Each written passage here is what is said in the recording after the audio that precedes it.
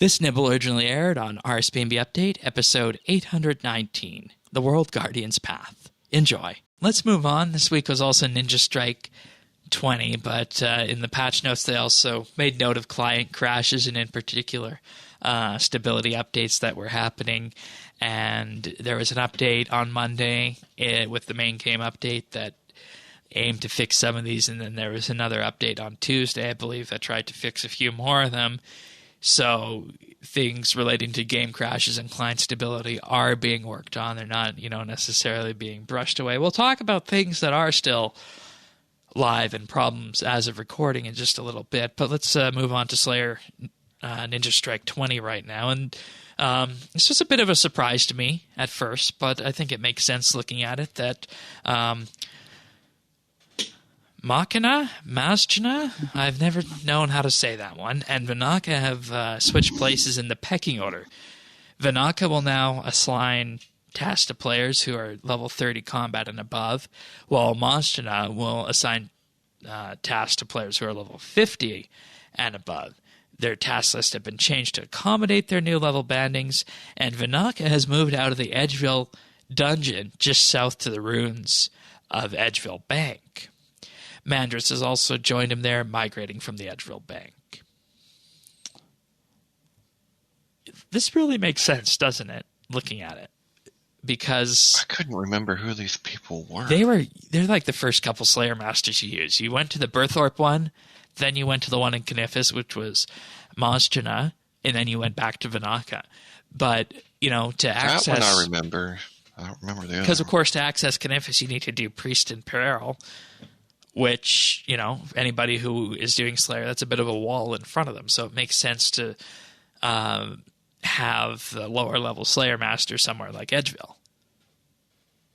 Okay. Yeah. Yeah, because I must have obviously grinded until I could be a Vinaka,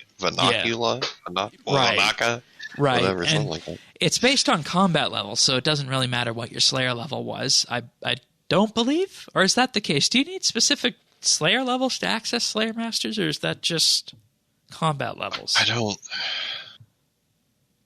See, we should know this, but it's just been so long ago since everything is unlocked. No, you do require Slayer levels. Okay. So, Vinaka, Mazjana, and the Fairy Woman are all at level 1 Slayer. You unlock Duradel, or the other one, at level 50. The Ancient Cavern Slayer Master, they don't have their names in the Slayer Guide, are at 75. The Prif Slayer Master is at 85. Okay. So there you have it. But it makes sense to do that because you definitely don't want that wall for people who are just starting out. And I had an idea on this. Could Slayer be going free to play? Oh, maybe kind of that's like it. how Because, fletching did. I mean, maybe, and it would be a good skill to do that. But because, when you think about it, a quest, putting Slayer content behind a quest, never had any qualms about that. Half of the skills behind quest. If you think about, you can't get Slayer points until you do Smoking Kills. Right. Which requires a bunch of different desert quests and stuff like that. So that kind of makes me go, okay, well, what is the reason? Because this would be, if this they would care have been a about good that, time to this would be change the that as first. well. And, with the hand waving about other quests, I mean, sure, you could maybe find another way to lower some requirements on Smoking Kills as well. But, I mean, Slayer's been out so long that I just wonder if it's time for it to go free to play.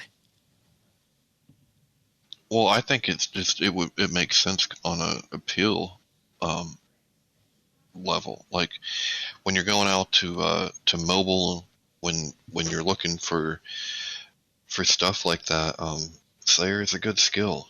You go out and kill mobs. That's a good skill for RPG or an MMO. Yeah. It makes sense to me. It's not your favorite, but I think it's pretty consistently ranks up there as a favorite skill, doesn't Yeah. it?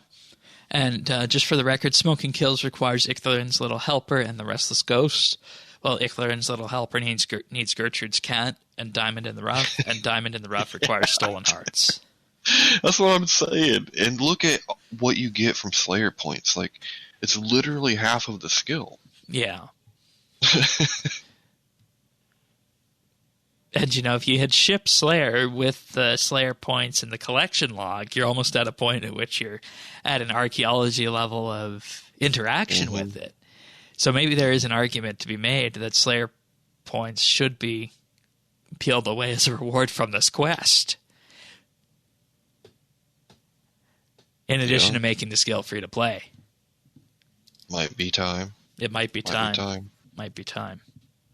You can find full episodes of RSBANDB Update right here on this YouTube channel. If you found this video useful or just enjoyed it, like and subscribe, or leave a comment.